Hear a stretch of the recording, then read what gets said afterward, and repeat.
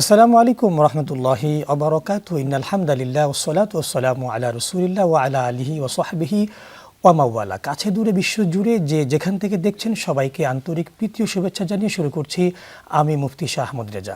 আপনারা দেখছেন আপনাদের প্রিয় অনুষ্ঠান অ্যান্ড মোহাম্মদ প্রেজেন্টস রোজার দিনে পাওয়ার্ড বাই ভাইয়া হোটেলস। প্রিয় দর্শক, আমাদের মাঝে আমন্ত্রিত হয়েছেন একজন ইসলামিক স্কলার। আসুন তার সাথে আমরা পরিচিত হই। আমাদের সাথে আছেন চট্টগ্রাম জামিয়া আহমদিয়া সুন্নিয়া কামিল মাদ্রাসার সম্মানিত আরবি প্রভাষক হাফেজ মুফতি জয়নুল আবেদিন আল কাদেরী। জি, আসসালামু আলাইকুম রহমতুল্লাহ। ওয়ালাইকুম আসসালাম। মুহতারাম, কেমন আছেন? জি, আলহামদুলিল্লাহ, ভালো আছি। দর্শক, আজ আমরা আলোচনা করব জীবন ঘনিষ্ঠ রমজান সম্পর্কিত গুরুত্বপূর্ণ একটি বিষয়।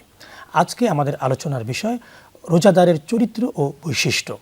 একজন রোজাদার ব্যক্তিকে আল্লাহ পাক মাহে রমাদান দান করেছেন, এজন্যই তিনি তার চরিত্রকে সংশোধন করবেন এবং এমন কিছু বৈশিষ্ট্য উনি অর্জন করবেন যেগুলি উনি বাকি 11 মাস বয়ে চলবেন, বহন করবেন। চলুন আমরা আলোচনা শুনি। জি মোহতারাম, আমরা মোটা দাগে শুনবো আপনার কাছ থেকে যে একজন রোজদার ব্যক্তির চরিত্র কেমন হওয়া উচিত। জি, অত্যন্ত গুরুত্বপূর্ণ কথা বলেছেন। একজন রোজাদার ব্যক্তির চরিত্রের মধ্যে অনেকগুলো বিষয় আসতে হবে। যেমন আমরা যদি কোরআন কারীম থেকে একটু আসি, যে ইয়া আইয়ুহাল্লাযীনা আমানু কুতিবা আলাইকুমুস সিয়াম কামা কুতিবা আলাল্লাযীনা মিন ক্বাবলিকুম লাআল্লাকুম তাত্তাকুন। রোজাদার ব্যক্তির প্রথম চরিত্র হবে সে মুত্তাকি হবে, 1 নাম্বার। এরপরে রোজার মাসকে শাহরুস সবর বলা হয়েছে, সবরের মাস, সবর শেখার মাস, সবর প্র্যাকটিস করার মাস। কোরআন বলছে ইন্নামা ইউআফফাস সাবিরুনা আজরাহুম বিগাইরি হিসাব। নিশ্চয় সবরকারীর বিনিময় হচ্ছে কোনো হিসাব ছাড়া। এরপর রোজাদার ব্যক্তিকে হতে হবে বিনয়ী, তাকে হতে হবে বিনয়ী। যে ব্যক্তি মান তাওয়াদা লিল্লাহি রাফাহুল্লাহ, যে ব্যক্তি আল্লাহর জন্য নিজেকে ছোট করে রাখে, আল্লাহ তাকে বড় করে। এরপর রোজাদার ব্যক্তি সে হবে সহমর্মী, সহযোগী। এই কারণ রমাদান মাস হচ্ছে শাহরুল মাওয়াসাত।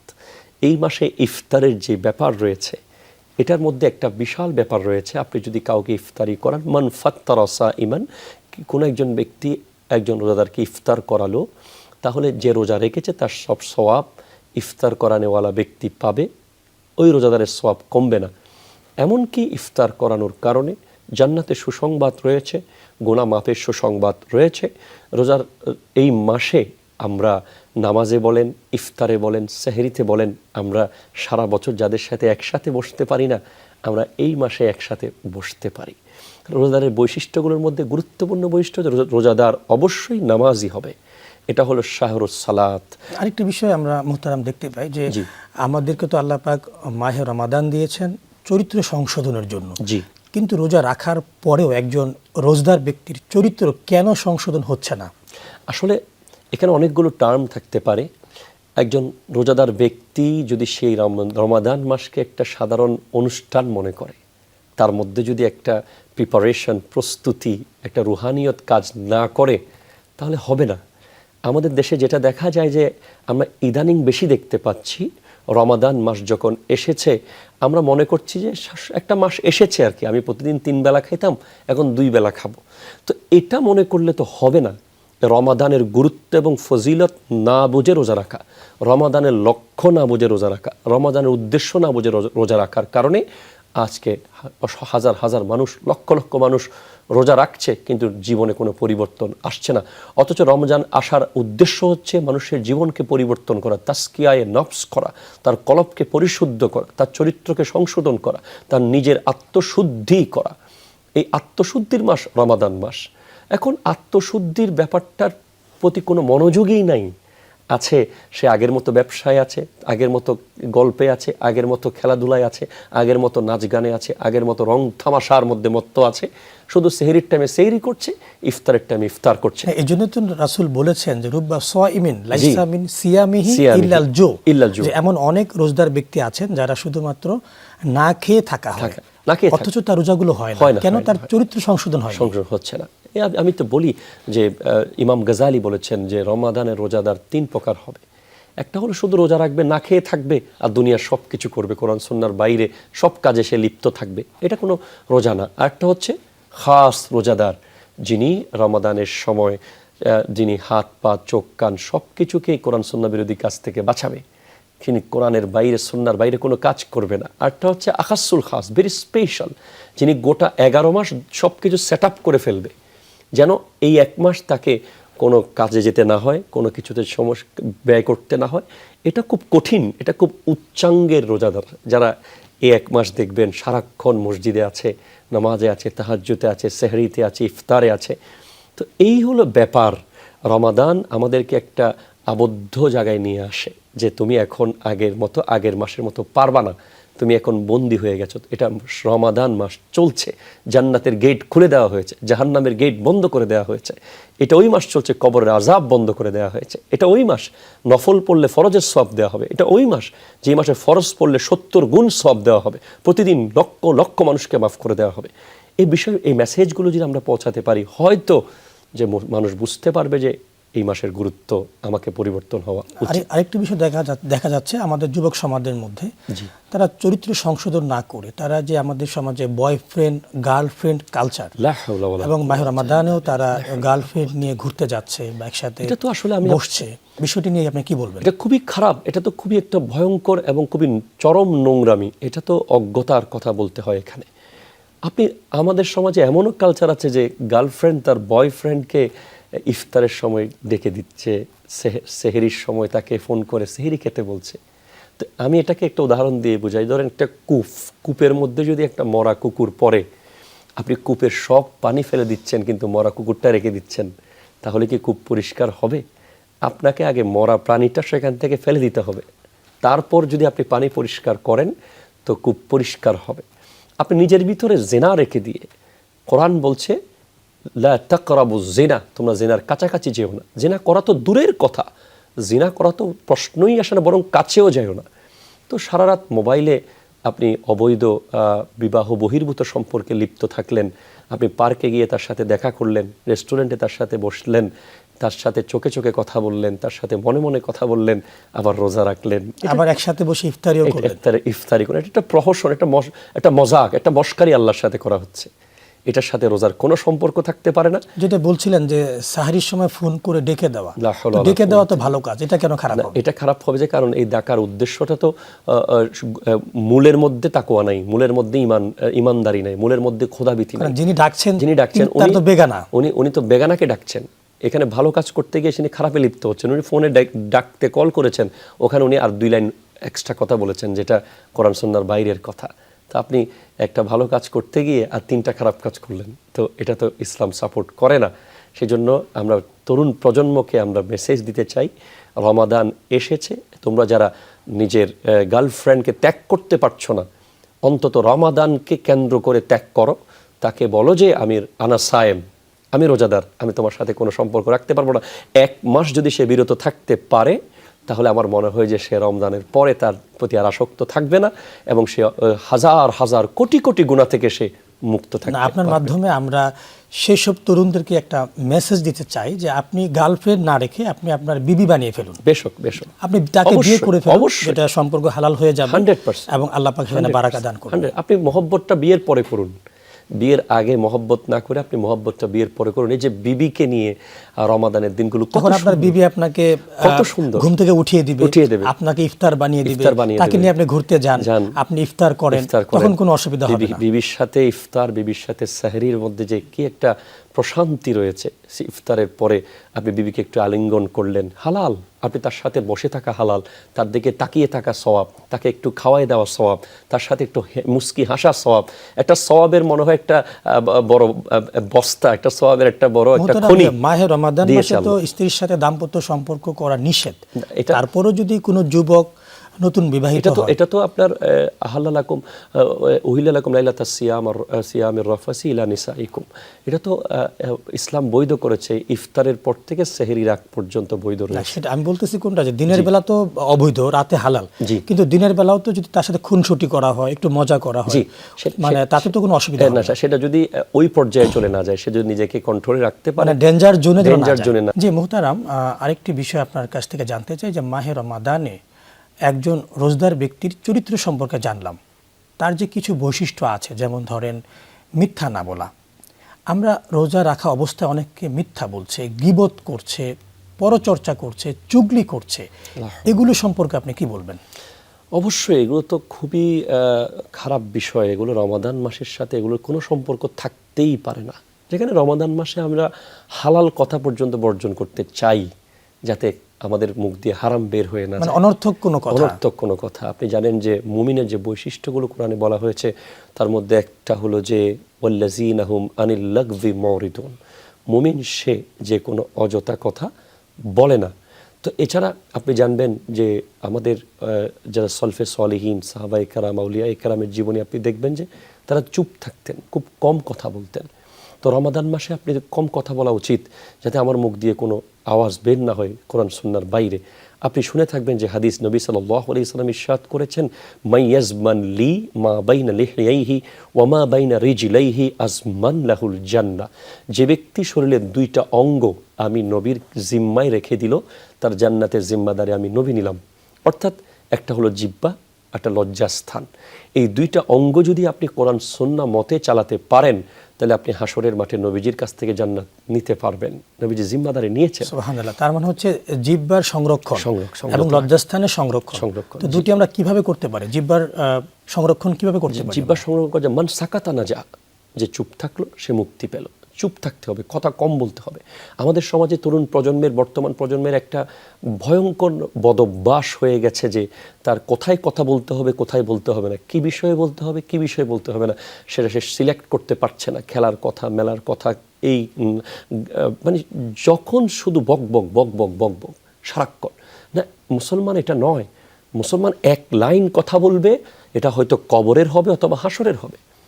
নবী সাল্লাল্লাহু আলাইহি ওয়াসাল্লাম ইরশাদ করেছেন, মিন হুসনে ইসলামিল মারএ তারকুহু মা লা ইয়ানিহি। একজন মুসলমানের ইসলামের সৌন্দর্য হচ্ছে সে অযথা সব কিছু বাদ দেবে।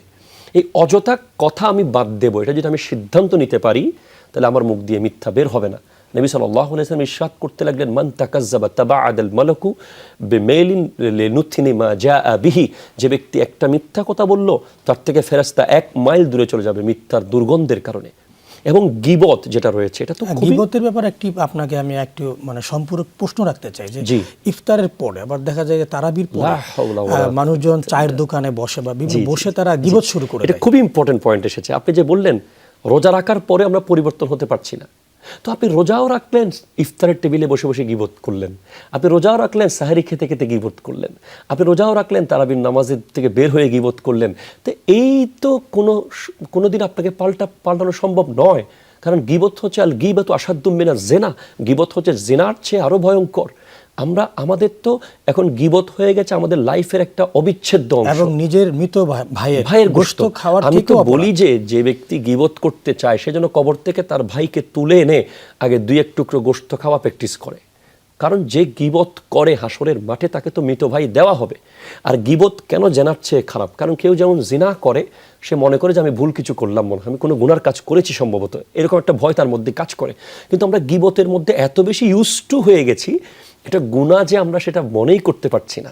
এবং আপনি শুনে থাকবেন যে রাসূল সাল্লাল্লাহু আলাইহি ওয়াসাল্লামের আমলে কেউ গীবত করলে গীবতের দুর্গন্ধে আশেপাশে হাঁটা যেত না। কিন্তু আমরা এত গীবত করছি, আমাদের দুর্গন্ধ লাগে না কেন? ওটা হচ্ছে চামড়ার দোকানে যদি কোনো মানুষ চাকরি করে, সে তার নাকে আর চামড়ার গন্ধ লাগে না। কিন্তু হঠাৎ করে যদি কেউ চামড়ার গুদামে যায়, সে গন্ধের কারণে ওখানে টিকতে পারবে না। তো আমরাও গীবতের ফ্যাক্টরির একজন সিইও হয়ে গেছি, বড় বড় অফিসার হয়ে বসে আছি। আমরা 1 মিনিট মোবাইলে কথা বললে ওখানে 1 লাইন গীবত করে দিই। আর আমাদের সমাজে কি হয়ে গেছে, আপনি যদি কারো গীবত করেন, দ্রুত প্রিয় হতে পারেন। ভালো কথা বললে আপনি প্রিয় হতে পারবেন। এটা শয়তানের ভয়ঙ্কর একটা ফাঁদ এই গীবত। আপনি যদি ভালো কথা বলেন, আপনাকে দেখবে সে বন্ধু বানাবে না। আপনি যদি তার সামনে আরেকজনের গীবত শুরু করেন, সে আপনাকে বন্ধু বানিয়ে নেবে দ্রুত। এবং গীবতের মজলিসে কেউ যদি 1 কাপ চা খায়, নবীজি জানিয়েছেন যে কিয়ামতের দিন তাকে 1 কাপ আগুন খাওয়াইয়া দেওয়া হবে। মানে একজনের কাছে প্রিয় হওয়ার মাধ্যম হলো গীবত। আরেকজনের আমি গীবত করার মাধ্যমে তার কাছে আমরা প্রিয় হচ্ছি। আরেকটি বিষয় জানবো আপনার কাছ থেকে যে রোজদার ব্যক্তির আরেকটি বৈশিষ্ট্য হচ্ছে দানশীলতা। তো মাহে রমাদানে এই বৈশিষ্ট্যকে কিভাবে আমরা আরো বাড়াতে পারি? একেবারে সহিহ হাদিসের মধ্যে এসেছে, নবী সাল্লাল্লাহু আলাইহি ওয়াসাল্লাম রমাদান, নবী তো ছিলেন ইন্না রাসূলুল্লাহ সাল্লাল্লাহু আলাইহি ওয়াসাল্লাম আজওয়াদুন নাস। সুবহানাল্লাহ। নবী ছিলেন মানুষের মধ্যে সবচেয়ে বড় দানশীল ব্যক্তিত্ব। নবীজি নিজের 1 একটা জামা ছিল সেটাও খুলে দিয়ে দিয়েছিলেন এক এতিম সন্তানকে। একবার এক এতিম এসে নবীজির কাছে চাইলেন, ইয়া রাসূলুল্লাহ আপনার গায়ের জামা মোবারক আমাকে দিয়ে দেন। তখন নবীজির কাছে মাত্র একটা জামা ছিল। নবীজি এরপরে একটা জামা খুলে ওই ব্যক্তিকে দিয়ে দিয়েছেন উপরের অংশের। তো আমি বলতে চাচ্ছি, নবীজি যখন রমাদান আসতো, সই হাদিস এসেছে, নবীজি দানকে এমনভাবে বাড়িয়ে দিতেন যেন বাতাসের গতিতে একটা কম্পিটিশন যেভাবে হয়, যে ভালো কাজের প্রতিযোগিতা, নবীজি সেইভাবে দান করা বাড়িয়ে দিতেন। যেখানে নবীজি বলছেন আল ফকরু ফখরি, গরিবই হচ্ছে আমার অহংকার। নবীজি নিজেকে গরিব রাখতে পছন্দ করেছেন। নবীজির কাছে কিছু ছিল না, নবীজি কিছু 3 দিনে বেশি রাখতেন না, এর পরেও নবীজি রমাদান মাসে দান করতেন। তার মানে রমজানের দানের মূল্য কি? অবশ্যই মূল্যবান। রমাদানে যে দান করবে সে অন্য মাসের চেয়ে অবশ্যই 700, 7 লাখ, 7 কোটি, 7,000 কোটি গুণ বেশি সওয়াব পেতে পারে। জি, আপনি আরেকটি বিষয় আপনার কাছে জানবো যে মাহে রমাদানে আমরা দেখতে পাই রাস্তাঘাটে যখন আমরা হাঁটি ঘুরি, ইফতারির পরে বা পূর্বে ঝগড়া লাগে। জি, ঝগড়াটা খুব দেখতে পাচ্ছি আমরা। তো এই যে ঝগড়া এটা কি একজন রোজদার ব্যক্তির বৈশিষ্ট্য হতে পারে? আপনি খুব গুরুত্বপূর্ণ, আমি আজকে সোশ্যাল মিডিয়ায় একটা ভিডিও দেখেছি, প্রবাসীদের মধ্যে একটা ইফতার নিয়ে ঝগড়া হচ্ছে বাঙালিদের মধ্যে। লা হাওলা ওয়ালা কুওয়াতা ইল্লা বিল্লাহ।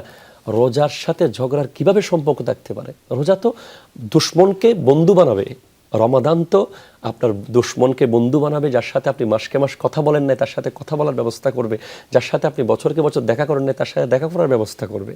আর সেখানে যদি রমাদানেই ঝগড়া করেন, তাহলে বাকি মাসগুলোতে কী বা করতে পারেন? তার থেকে পৃথিবী কি আশা করতে পারে, সমাজ কি আশা করতে পারে, দেশ কি আশা করতে পারে, পরিবার কি আশা করতে পারে? বরং বলা হয়েছে তো এটা যে যখন তোমার সঙ্গে কেউ ঝগড়া করতে আসবে, তুমি বলবে আনা সায়েম, ইন্নী ইমরুন সায়েম, যে আমি রোজদার ব্যক্তি ভাই, আমি ঝগড়া করব না, যাব না। আরেকটি বিষয় দেখি আমরা যে ইফতারের পূর্ব মুহূর্তে আমাদের বাসা বাড়িতে যারা আমরা জয়েন্ট ফ্যামিলি আছি, মা বাবা ভাই বোন ছেলের বউ পুত্রবধূ যারা একসঙ্গে থাকি, ইফতারের পূর্ব মুহূর্তে অনেক সময় না খেয়ে থাকার কারণে আমাদের মেজাজটা চড়া থাকে। জি, তখন দেখা যায় ইফতারি আনা নিয়ে নেওয়া নিয়ে একটু ঝগড়ার মতো লেগে যায়। এই বিষয়টি নিয়ে আপনি কি বলবেন? এটা একটা খুবই ইম্পর্টেন্ট বিষয়। এই জিনিসটা রমাদান মাসে আমি যে ইফতারি সার্ভ করছি, আমার হাতের নিয়ে যাওয়া ইফতারি একজন খাবে, এখানে অনেক সওয়াবের ব্যাপার রয়েছে। আসলে শক্তিশালী ব্যক্তি তো সে যে নিজের রাগকে কন্ট্রোল করতে পারে, যে সবর করতে পারে, যে আমি সাবের, আমি সবরকারী। রব্বুল আলামিন কোরআনে ইরশাদ করেছেন, ইয়া আইয়ুহাল্লাযীনা আমানু ইসতাঈনু বিস-সাবরি ওয়াস-সালাত, তোমরা সালাত এবং সবর থেকে সাহায্য প্রার্থনা করো। রমাদান তো সবরেরই মাস, সেখানে আমি ইফতারের বাটি নিয়ে ঝগড়া করব, খাবার আনা নিয়ে ঝগড়া করব, কে রান্না করবে কে করবে না, কে বেশি কাজ করলো কে কম কাজ করলো, এই ঝগড়া করবে। এটা তো সবরের সাথে এটা টোটালি বিপরীত বিষয়। ফ্যামিলিতে আমরা দেখি আরেকটা বিষয় হচ্ছে এখানে মূলত এটা শুরু হয় রাগ থেকে। তো রাগ সংবরণ করা, যে রাগ আসে শয়তানের পক্ষ থেকে, তো এটি তো সংবরণ করা আমাদের অবশ্যই জরুরি। আরেকটি বিষয় হচ্ছে যে সহমর্মিতা। মাহে রমাদান মাসে আমরা যে না খেয়ে থাকি, গরিব মানুষ, দুঃখী মানুষ, অভাবী মানুষদের তাদের না খেয়ে থাকার কষ্ট বুঝি। তো এটাকে কিভাবে আমরা আমাদের জীবনে প্রতিফলন ঘটাতে? জি, আমরা যখন মাহে রমাদানে না খেয়ে থাকার কারণে আমরা যখন একটু বুঝতে পারি যে গরিবরা যখন না খেয়ে থাকে তাদের অবস্থাটা কি হয়, তখনই আমাদের চেষ্টা হওয়া উচিত যে আমার আশপাশে আমার প্রতিবেশী, আমার আত্মীয়, আমার রক্তের সম্পর্কে যারা আছে তারা কেউ কখনো না খেয়ে আছে কিনা। তখন আমার উচিত হবে তাদের খবর নেওয়া। এই যে আপনি শহরের বড় বড় বাড়িগুলোতে দেখবেন যে আশেপাশে প্রতিবেশীকে জিন থাকে না মানুষ থাকে। জি, আপনাকে অসংখ্য ধন্যবাদ। আমরা একেবারে শেষ পর্যায়ে এসেছি। দর্শক, আপনারা এতক্ষণ ধরে দেখছিলেন আপনাদের প্রিয় অনুষ্ঠান অ্যান্ড মোহাম্মদ প্রেজেন্টস রোজার দিনে পাওয়ার্ড বাই ভাইয়া হোটেলস। আমরা শুনছিলাম গুরুত্বপূর্ণ আলোচনা। আসলে মাহে রমাদানে আমাদের উচিত হবে যে রোজা রেখে এক সৎ চরিত্র গঠন করা এবং সবর, বিনম্রতা, বিনয়, ভদ্রতা, নম্রতা, এই গুণাবলীগুলো, বৈশিষ্ট্যগুলো আমাদের অর্জন করা। বিশেষ করে পারিবারিক ঝগড়া, বিভিন্ন বিবাদ, দ্বন্দ্ব, এগুলোকে আমাদের মিটিয়ে ফেলা। তাহলে আমরা ইনশাআল্লাহ আল্লাহ পাকের প্রিয় হতে পারবো। আগামী পর্ব দেখার আমন্ত্রণ জানিয়ে আজকে এখানে শেষ করছি। আসসালামু আলাইকুম ওয়া রাহমাতুল্লাহি ওয়া বারাকাতুহু।